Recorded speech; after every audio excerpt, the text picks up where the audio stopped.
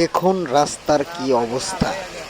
এই একটু বৃষ্টি হলেই আমাদের এত কষ্ট হয়ে যায়, এত পরিমাণ কষ্ট হয়ে যায় যে এই রাস্তাটা আজ অনেক দিন যাবৎ, কয়েক বছর যাবৎ এইভাবে চলে আসে। আজ এই কিছুদিন আগে আপনার এক এক মাস আগেও কাজটা শুরু করছিল। আমরা ভাবলাম, জনগণ ভাবলাম যে হ্যাঁ দ্রুত ইনশাল্লাহ কাজটা শেষ হয়ে যাবে, কিন্তু কাজ তো শেষ হলোই না, বরঞ্চ আবার এভাবে পড়ে রয়েছে।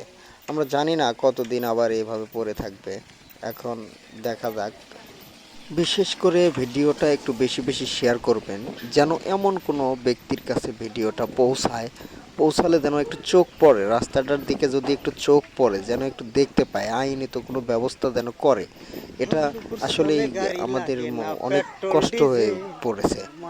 আমরা একটু বৃষ্টি হলেই, এদিকে তো কম, আরও ওদিকে যে পরিমাণ আছে, এই রাস্তাটা একদম মাছ পুকুরের মতো হয়ে গেছে, মনে হয় খাল বিল হয়ে গেছে, এরকম অবস্থা।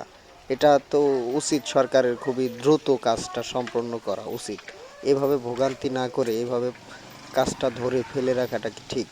আপনারা এটা প্লিজ একটু ভিডিওটা বেশি বেশি শেয়ার করে দিবেন, যেন এই রাস্তার কাজটা সম্পন্ন হয় খুবই দ্রুত।